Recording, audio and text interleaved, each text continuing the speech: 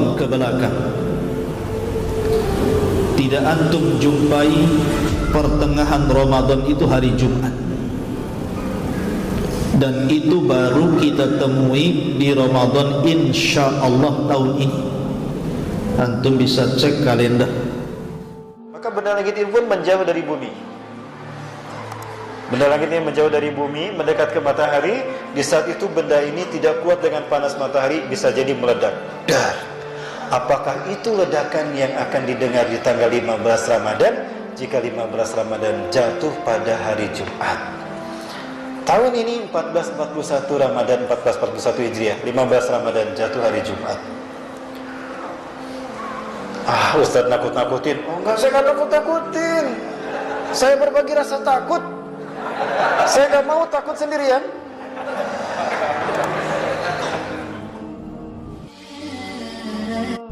Dari Abdullah ibnu Mas'ud, perhatikan hadis ini, ngeri kalau kita baca. Apabila terdapat suara yang sangat dahsyat di bulan Ramadan, maka akan terjadi huru hara di bulan Syawal. Akan banyak golongan manusia yang saling memisahkan diri di bulan Dzulqa'dah. Akan terjadi pertumpahan darah di bulan Dzulhijjah dan juga bulan Muharram. Kemudian Rasul ditanya, apa yang harus dilakukan di bulan Muharram? Orang ini bertanya 3 kali. Maka Nabi SAW bersabda, sangat disayangkan sekali saat itu manusia akan saling membunuh dan sangat kacau keadaannya. Maka kami bertanya lagi, apa suara yang dahsyat itu wahai Rasulullah yang akan terjadi di pertengahan Ramadan itu?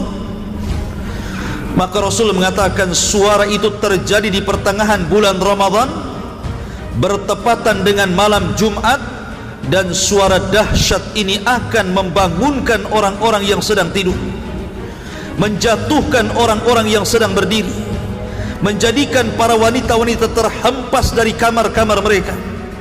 Pada saat itu akan banyak terjadi gempa. Pada saat itu cuaca yang sangat dingin akan menerpa. Hal itu apabila pertengahan bulan Ramadan di tahun itu bertepatan dengan malam Jumat.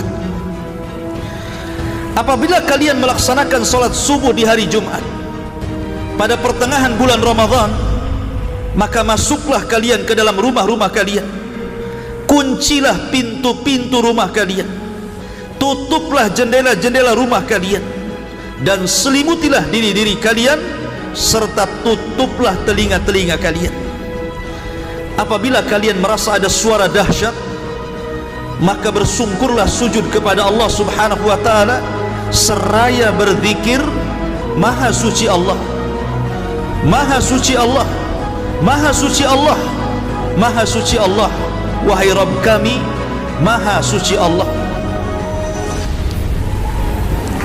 Ma'asyiral muslimin yang dimuliakan Allah Azza wa Jalla, hadis ini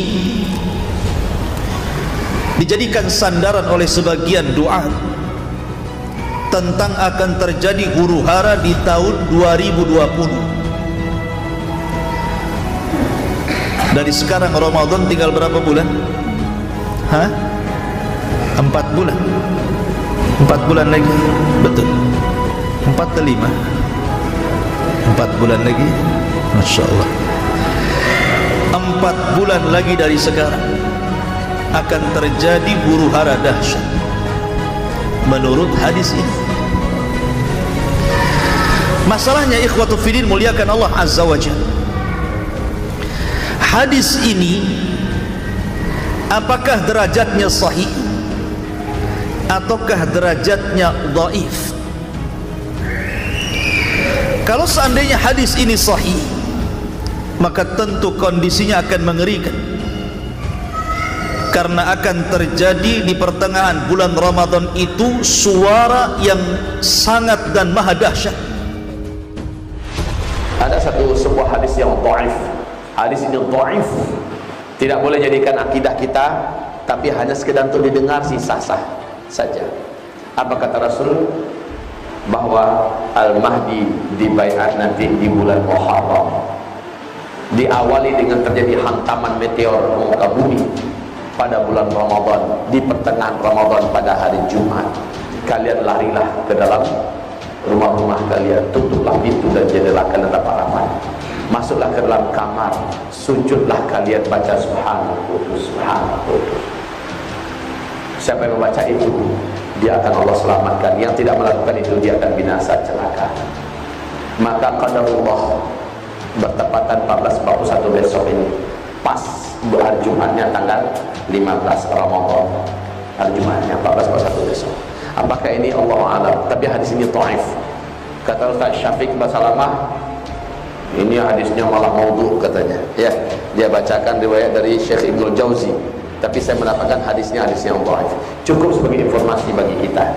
Yang jelas tanda-tanda yang lain mendukung. Nah, kaum muslimin yang kami muliakan, melihat tanda-tanda ini semua, jika benar demikian, berarti dari Oktober, November, Desember, Januari, Februari, Maret, April, Mei, kita Ramadan. Tinggal Juli ya, Mei, 7 bulan lagi ke depan kita Ramadan. Waktu kita sempit, menjelang waktu sempit ini akan banyak kejadian-kejadian alam yang mengerikan. Lihat saja, kalau ini benar-benar terjadi, berarti sah.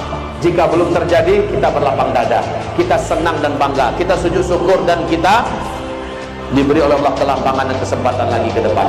Jika terjadi, jika tidak, bersyukur kita sama-sama. Jika terjadi, harusnya setelah saya sampaikan, bapak-bapak, ibu-ibu melakukan persiapan. Sebab apa? Sebab akan banyak bencana-bencana alam yang mengerikan yang akan terjadi. Baik Indonesia, baik Asia Tenggara, baik Asia Tengah, baik Arab, Afrika, Amerika, Eropa, negara-negara di dunia akan menyaksikan banyaknya kejadian besar yang akan menimpa bumi ini. Hadis ini tidak benar. Disebutkan oleh Al-Imam Az-Zahabi rahimahullahu ta'ala, hadis ini adalah hadis maudhu. Apa arti maudhu? Palsu. Dan juga Imam Ibnu Jauzi mengomentari juga hadis yang redaksinya sama tapi dari jalur Abu Hurairah. Itu pun dikatakan haditsun maudhu'un an Rasulillah. Kata Ibnu Jauzi, hadis itu maudhu, palsu, mengatasnamakan kepada Nabi sallallahu alaihi wasallam. Kemudian juga dikatakan oleh Al-Uqaili rahimahullahu taala, seorang pakar hadis, dia mengatakan laisa li hadzal hadis aslun an thiqatin wala min wajhin sabitin. Kata Imam Al-Uqaili, hadis ini tidak ada asalnya dari seorang perawi yang dianggap terpercaya, bahkan dari segi yang tetap pun tidak ada sumbernya hadis ini. Bahkan dikatakan oleh Imam Hakim sahibul Mustadrak, huwa hadithun gharibul matani, hadis ini aneh matannya. Ma'asyiral muslimin yang dimuliakan Allah, bahkan Syekh bin Baz rahimahullahu ta'ala juga mengomentari hadis ini dan mengatakan bahwa hadis ini adalah hadis yang batil. Dan Syekh Albani juga mengatakan hadis ini maudhu, palsu. Kalau sudah tahu derajat hadis ini, mestinya siapapun yang menceritakan tentang hadis ini kan harus menceritakan tentang derajat hadis, kan gitu. Jangan disampaikan begitu saja. Ini riwayatnya hanya dalam hadis, dalilnya tidak ada dalam Al-Quran. Hadis yang tertinggi namanya hadis mutawatir. Kekuatan riwayatnya sama dengan kekuatan riwayat Al-Quran. Mengingkari satu hadis mutawatir, kafir dia, murtad. Di bawah mutawatir ini namanya hadis ahad. Hadis ahad ini ada 3 levelnya. Level yang tertinggi hadis ahad adalah hadis sahih. Level pertengahan adalah hadis hasan. Dan level paling bawah adalah hadis dhaif. Oke. Ketiga level hadis ahad ini masih diakui oleh para ulama hadis sebagai qaul Rasulullah, perkataan Rasulullah SAW. Hanya saja dari start ke finish berapa lama, ini menjadi perbincangan para ulama ahli hadis. Ternyata terdapat hanya riwayatnya dari hadis ahad, bukan hadis sahih, tapi hasan li ghairihi dan dhaif.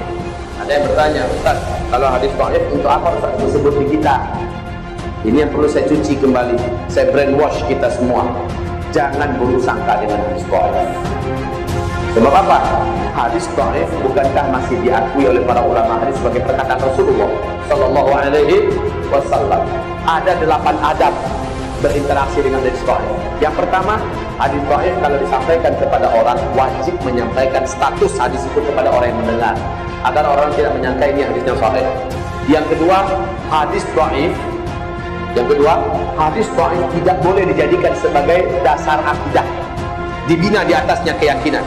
Yang ketiga, hadis dhaif tidak bisa dijadikan dalil dan hujjah dalam urusan pokok agama. Dalam urusan usuluddin tidak boleh dalilnya dari hadis dhaif. Yang keempat, hadis dhaif kalau bertentangan dengan lebih tinggi di atasnya, langsung hadis dhaif tidak dianggap. Yang kelima, hadis dhaif dalam masalah fadilah amal atau fadail amal dapat diterima, bisa diamalkan dan bisa dijadikan dalil dan hujjah. Makanya ini pasti ada kitab fadilah amal tak? Ada ya.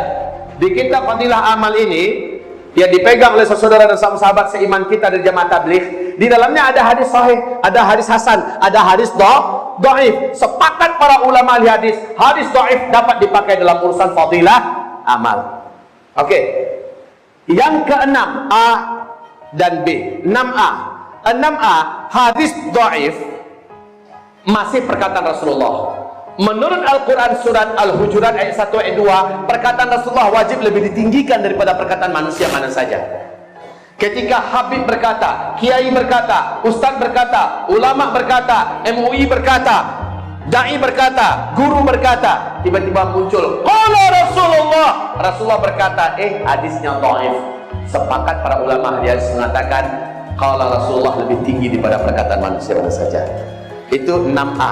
6B, karena ini masih perkataan Rasulullah, tolong dimuliakan. Kalau ada yang mengatakan bukankah hadis dhaif juga bisa diamalkan? Boleh diamalkan, tapi dalam masalah fadilah amal, dalam masalah keutamaan amal, bukan dalam masalah perkara gaib. Ini kan perkara gaib. Itu pun ada syarat-syarat yang ditentukan, seperti hadis dhaifnya itu tidak terlalu dhaif, sehingga dengan berkumpulnya banyak-banyak riwayat-riwayat yang semakna sehingga terangkat menjadi hasan di ghairihi, kemudian dinaungi hadis yang sahih dan kita tidak meyakini mengamalkan hadis itu. Ada syarat-syaratnya. Ini bukan fadilah amal, ini sudah masuk bab gaib ini. Ini masuk masalah akidah manusia. Jangan menakut-nakuti dengan hadis ini, karena ini bukan hadis dari Nabi SAW. Yang saya khawatirkan adalah sabda Nabi SAW, barang siapa, kata Rasulullah, barang siapa yang menasabkan hadis kepada Nabi SAW dengan sengaja, apa kata Rasul? Maka dipersilahkan tempat duduknya di neraka.